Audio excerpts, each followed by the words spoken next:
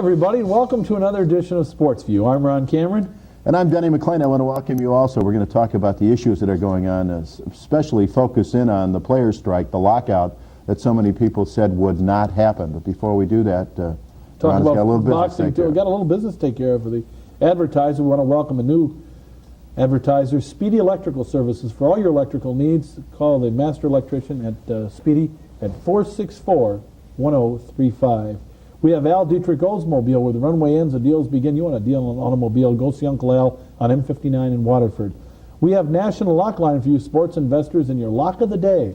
Call 24 hours a day, $10 per call at 1-900-234-7300.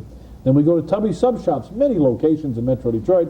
We have Binary Midwest Computers on the corner of Woodward 12 Mile in Berkeley. Go see John Waters and the gang for all your computer needs. We have Pass, a Pro-Am Sports Systems. And we have Marsh Power Tools on Middle Belt Road, one building south of 8 Mile in Livonia. And then we have Sports Fans Journal, the hottest magazine going. And all you have to do, what's going on around here? All you have to do is subscribe. What is this? That's what was going on out there. Where is the... We thought we'd get you more time. Well, tell us what you're talking about. Oh, Sports Fans Journal. Yes, I'll do that. Sports Fans Journal, 96-page glossy color magazine. I knew something was up here. Just dial this number 24 hours a day at, what's the number now? You should know the number off. We should know it by now. You should. What is it? Denny, 778-8400. You got it. Call 24 hours a day to subscribe. What's going on? You bring it up, let's talk. What's happening here? You knew something was going on. I knew something was going on when you guys were mumbling in the other room. Why would you suspect that we were up to something no good? With you involved? Yes. Okay.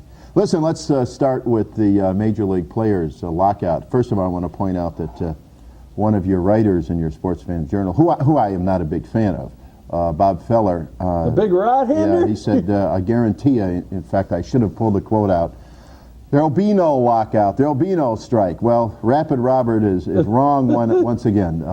This strike may well be for a very long time. They are stuck on the idea that the owners should only pay for performance. Now, players don't want to be paid for just performance because some of those performances are very bad from time to time. And we have witnessed that over the last year, of course, here in Detroit and a number of other markets. The bottom line here is the owners want to say, listen, if you want to, the owners make a salary offer. Say a guy's been making half a $1,000,000 a year before. The owners make a salary offer of $800,000. The player wants $1.5 million. They want the arbitrator to decide that it could be somewhere between the $800,000 and $1.5 million, or it can't be any more than 75% of the actual amount requested on the high end of the $1.5 million. That's unbelievable. Now, what's unbelievable about it is there is no provision for a guy having a bad year.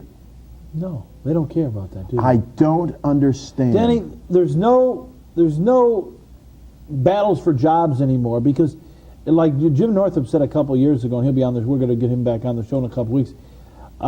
It's so easy to make the big leagues today, and it's easier yet to stay there.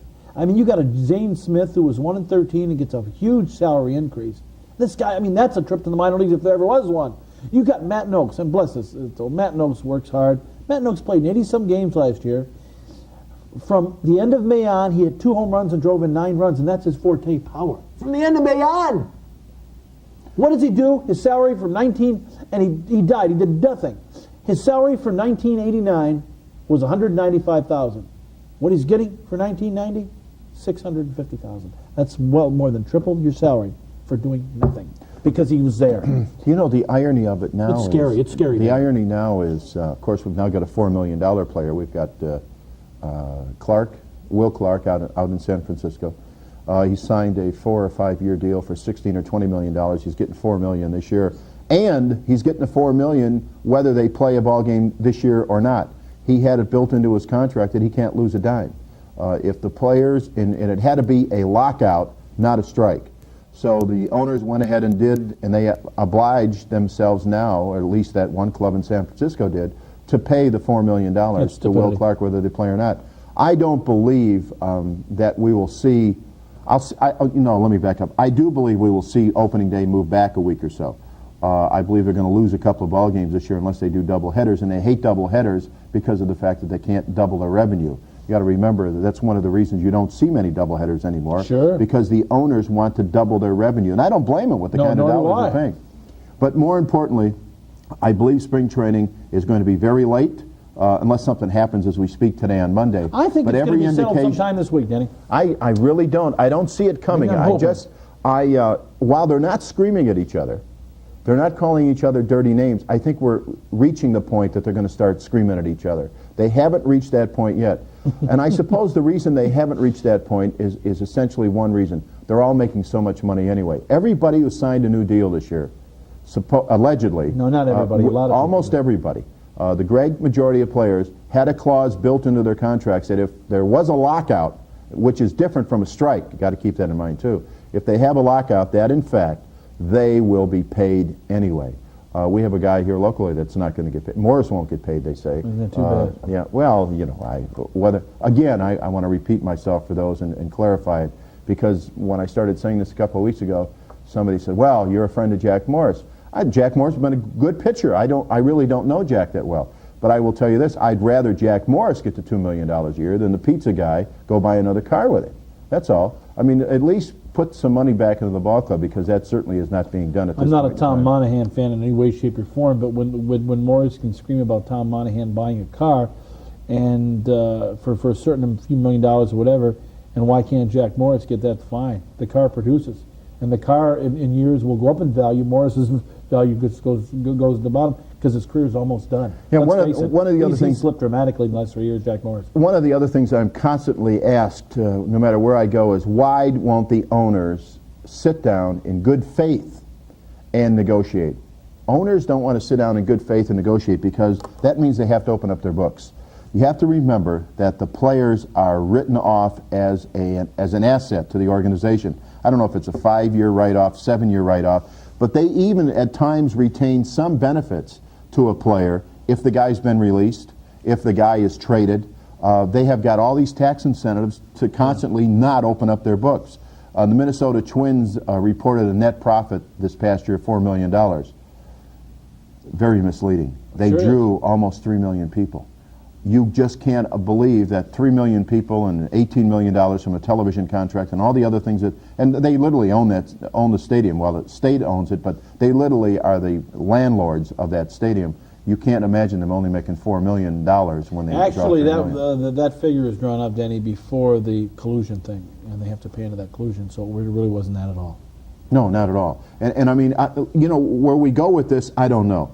Because we're not too far away from a $5 million player, which will take place next year. But where do you go? How much money is too much? Will you have a $10 million player one day? Will you have a $15 million player one day? Somebody said recently to me, they said, well, listen, if you were still playing and you had the years that you had, what would it be worth?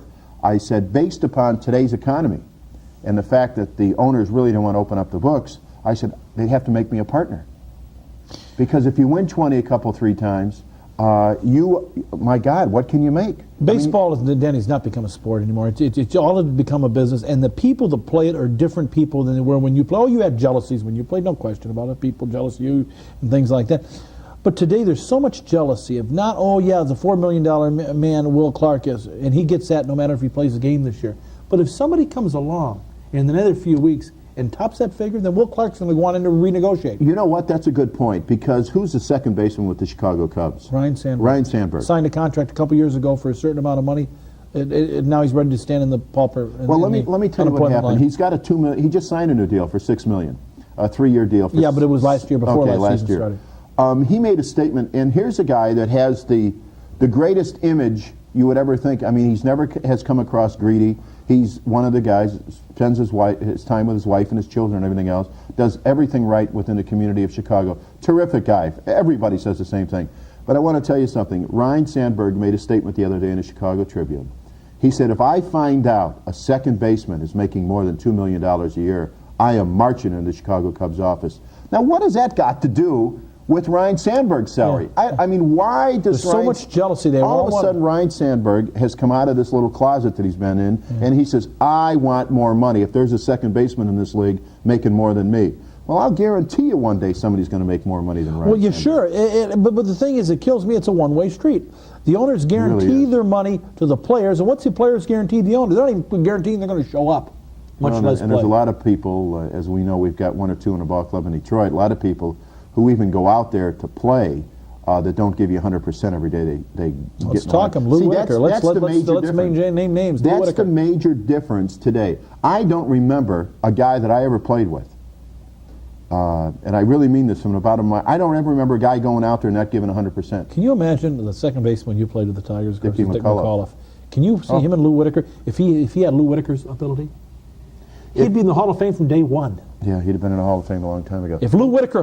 let's put it a different way. If Lou Whitaker put forth the effort that Dick McCullough did, he'd go down in history as the greatest second baseman of all time. I always said there were two guys that I played with that had more emotion and more tenacity and less ability, but they had all of the hustle in the world. Ray Euler and... No, two guys, Dickie McCullough and Jimmy Northrup. Those were the two people, if you wanted a guy with limited ability, and they both had limited ability, but if they took more out of their limited ability than anybody I've ever seen. They always talk about Pete Rose. Hey, Pete Rose was a .310 lifetime hitter. Pete Rose had great ability. Yeah. He could run, he could field, he could steal bases, and he could hit. Gosh, could he hit.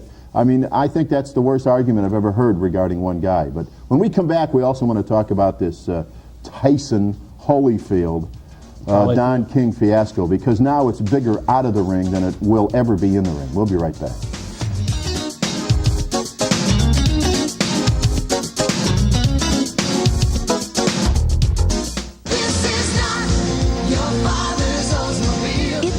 Generation of Oldsmobiles. At Al Dietrich Olds GMC Trucks. Choose from a great selection of Oldsmobiles, including Cutlass Supreme and the restyled Cutlass CI. Or hundreds of GMC trucks in stock. Complete with an Uncle Al price that can't be beat. For sales or service. Let Uncle Al come through for you. This is the new generation of East of the Pontiac Airport. On M59 in Waterford. Sports investors, National Lockline provides winning sports information 24 hours a day on all major sports events. Call 1-900-234-7300 for daily winning sports selections and a lock of the day. National Lockline is a national sports service and has an 82% winning record on sports selections. So go with the pros at National Lockline. Call 24 hours a day, 1-900-234-7300. $10 per call at 1-900-234-7300. If you need an electrician, call the professionals at Speedy Electrical Services at 464-1035. For over 30 years, Speedy Electrical has given customers in Wayne, Oakland, and Washtenaw counties quality service on their electrical needs. So if you have faulty lighting or plugs or any electrical problem, the master electrician at Speedy will complete the job to your satisfaction, and they guarantee quality work at affordable prices, serving commercial and residential. Call Speedy Electrical Services anytime, 464-1035. We're back on Sports View talking about, we've got a whole bunch of issues to talk about, including the Mike Tyson. Is Mike Tyson going to fight Buster? Well, for Buster Douglas to make a score, to really, he says he's only going to fight 2 more times in his life, and then he's going to retire, and a defeated champion, but nonetheless a very rich champion. For Buster Douglas to make a score, Buster Douglas must fight Mike Tyson. Holyfield will get him some money, but he will not get him the significant dollars that he's looking for. Both of these fighters... And Holyfield's going to beat Douglas, and so is Tyson again. Sure. See what I think is going to happen. He's got to fight Tyson first. He's got to see what I think is going to happen. He's going to fight Tyson. We're never going to find Buster Douglas again. That's right. He's history. Yeah. If he loses, he's history. What I've also got in mind... Now, he'll fight one more time after that, just to say, oh, this was... he's not that good. Yeah, he's not that good of a fighter, huh? And both... Him and Holyfield are both very boring fighters. They're not very exciting in the ring, although Douglas exciting because he won the fight against Tyson. He cleaned his clock, but he had they both have the tendency of being very lazy fighters, and they'll bore each other to death. Him and Holyfield. Yeah, it's also interesting that Mr. Douglas has lost all of his humility so quickly. Oh yes, isn't it? It was, geez, I'm happy to be here. I'm happy to have won. I'm happy this. I'm happy my family, my children. Then day 2 came. And then day 2 came, and he says, I'm not fighting Tyson, and for me to fight anybody, it's going to cost somebody $35 million. I mean, all of a sudden we went from whatever we got. Not a good fighter at all. Well, we'll find. He's lost 3 or 4 fights, and for whatever reasons. To bums too. But he did beat Tyson. He gave Tyson an awful battle because of the reach that he has. And it'd be interesting to see what happens this time. But I've got the answer to this controversy. Oh, you do? I really do. Pray tell. Pray tell. What they should do, in all candor, is have all 3 fight the same night, a round robin. Let them all fight 5 or 6 rounds apiece in each fight 3 times, and then the winner with the most points, if all of them are still standing, of course, is the champion. Let them all fight. I was robbed. I was robbed. That's all they all say today. I was robbed. They all talk as though they're such macho guys. Yeah. I mean, they all talk like they're the toughest guys They're in the world. a bunch of pansies. Let's find out how tough they are. I'll guarantee you one thing. They couldn't go stride for stride with a basketball player, a football running back, or a quarterback. They couldn't keep up with any of these guys. Let's talk about the best-shaped athletes, all the soccer players. Well, I've got something to say about soccer players later on. You may find it amusing, but I really do. But anyway, this fight now, Douglas is not in the HBO package at this point in time, although he said he has got a deal with with a Vegas hotel. But HBO still has a contract alive with Tyson for 2 more fights. Is it just 2 more fights? Is that 2 more fights. Okay. And as we told here on this show 10 days ago, now King has even come out and admitted it, that he had a contract with Buster Douglas before he fought the fight with Tyson. Now that tells you how corrupt the fight game is. Oh, it's terrible. That absolutely tells you how corrupt. You don't think Don King is crooked? They're screaming in the city of Detroit right now as we speak about an auditor general having conflicts of interest because he's doing printing jobs for the mayor, who he's investigating, and people on the city council who he did work for. And the mayor's got corporations with Weiner and all that stuff? All of that stuff going on. We're screaming about that, but we're not screaming at all about boxing because, you know why? Because we expect it to be corrupt. You've got that right, and it is corrupt. And that's the problem with the world of boxing. We expect it to be corrupt. We've had fighter after fighter throw fights. We've had promoters throw fights. We've had managers throw fights. Everybody within the boxing game has always been tainted, will always be tainted because of what happened in the years in the past, and it will continue to be so. And their own stupidity of today as well. Oh, absolutely. Unbelievable. I mean, absolutely. They start with Don King. You wouldn't end with Don King, but that's pretty close. Don King says that he's got a signed contract with Buster Douglas, and he said he will go to court to stop the next fight. So it'll be interesting to see what happens. Very interesting. When we come back, we've got a lot of other things to talk about. A lot going on at the University of Michigan and Michigan State right after this.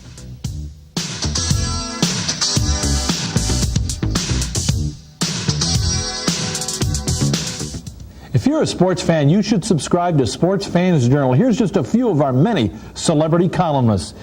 Just $15 a year to subscribe. Call our 24-hour hotline at 778-8400. If you want your sports sugar-coated, look elsewhere. If you want hard-hitting columns by people in the know, then Sports Fans Journal is for you. This 96-page color magazine is perfect for the sports fan living in Michigan or anywhere in the U.S. Call 778-8400, 24 hours a day to subscribe. Call now, 778-8400. Tubby submarine. There's no substitute, just no substitute for Tubby submarine. Gotta get down to a Tubby's. I would go out of my way. 25 delicious varieties. I guarantee to make you say, Tubby submarine. Ooh, I love those Tubbies. We're back on Sports View. Let's talk about now the Pistons. You want to talk about the Pistons now and the fact that they are just on a roll. Defensive intensity's up.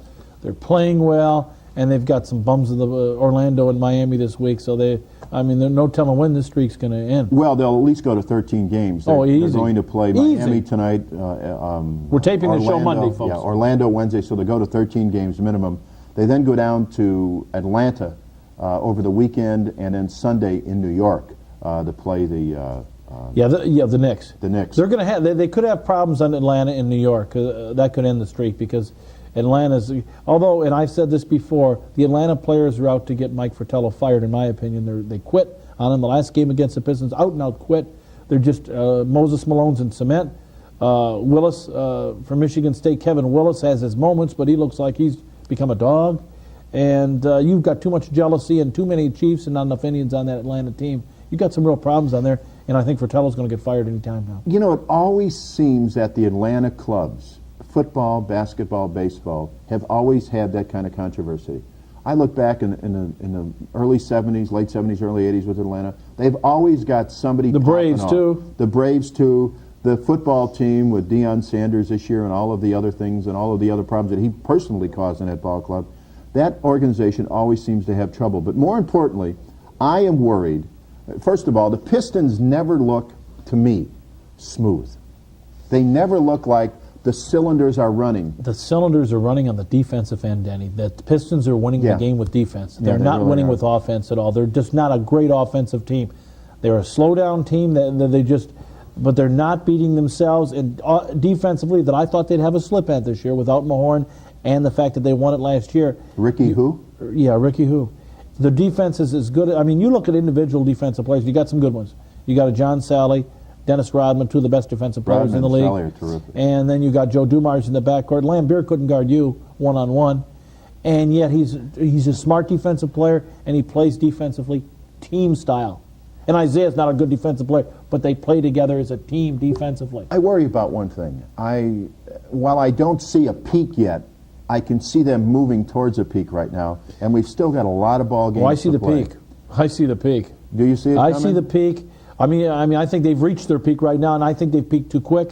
I think something's still going to hurt this team in their quest to win it again. I hope I'm wrong, but I just feel that there's going to be a team that's hungry. So you have to remember, last year in the playoffs, Denny, the Pistons rolled. They didn't have any tough things in the playoffs at all with all the injuries the other teams had. They weren't challenged. This year they're going to be challenged, and it's going to be a real dogfight in the playoffs. And the playoffs are going to be a lot better this year than they were a year ago. There won't be any romps by the Pistons, I don't think. The problem I see with the Pistons is if they lose a key player, if they lose a Sally or a Rodman or an Isaiah or a Joe Dumars, who probably is the best ball player on the club. Oh, I think Joe Dumars is the best player on the team.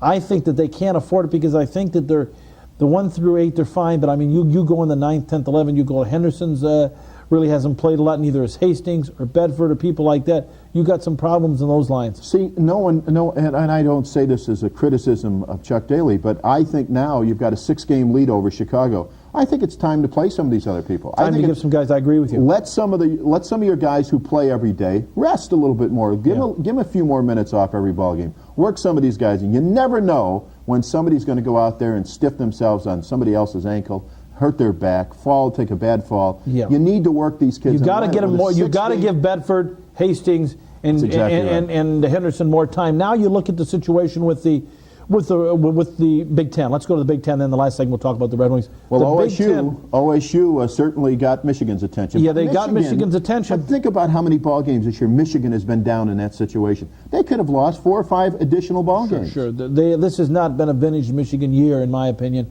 I don't think they have any real leaders on the court, and they're going to have some problems. They've got the talent to come back and win it all this year again. I don't think they will. My early preseason pick is Georgetown to win it because I just think they're strong defensively. They're going to turn offense up a notch, and Thompson has a way of bringing them out in the big games. And Jed Heathcote continues to make people believe he's one of the best coaches in the United I think you've got 2 excellent coaches right now, Judd Heathcote and the guy in Kansas, Williams, taking over not only a team with very few people coming back when they won it all and Larry Brown deserted them, but then the NCAA coming, their limited scholarships and everything. I think Williams and Heathcote by far are the best coaches in college basketball this year. One last comment, as I have said from the beginning of the season, the Red Wings will be in the playoffs, but of course, everybody in the NHL is in the playoffs. We'll be back with some closing remarks right after this.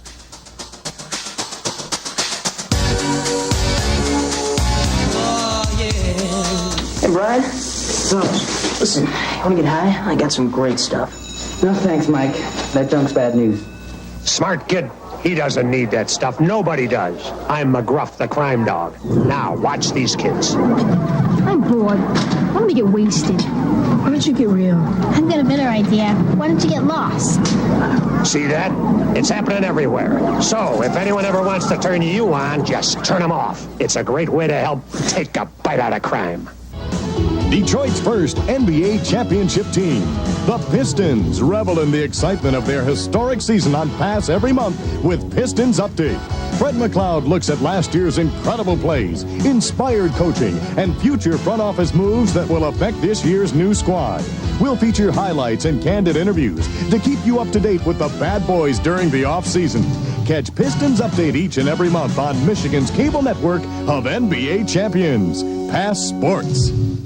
Binary Computers is celebrating their 9th anniversary, and how they've become one of Detroit's top independent computer dealers is really simple. A great selection of brand name computer products, outstanding service, and highly knowledgeable trained consultants who make things understandable in plain English. Binary now has facsimile machines and telephone systems, so stop in for special anniversary savings at Binary Computers, Metro Detroit's business computer center, Woodward at 12 Mile, Berkeley. Remember, if you haven't got a computer, you'd better get one before your competitor does. When you come to Marsh Power Tools, you'll find Metro Detroit's largest selection of brand name industrial power tools and woodworking machinery. They also have an in-house service department, and their expert sales staff will eagerly answer all of your questions. We at Marsh Power Tools promise to give you personal attention, expert advice, and the lowest prices on tools and accessories. This includes everyone from the do-it-yourselfer to the professional user. Marsh Power Tools is open Monday through Saturday. Call 476-7744. Marsh Power Tools is on Middle Belt Road, one building south of 8 Mile in Livonia.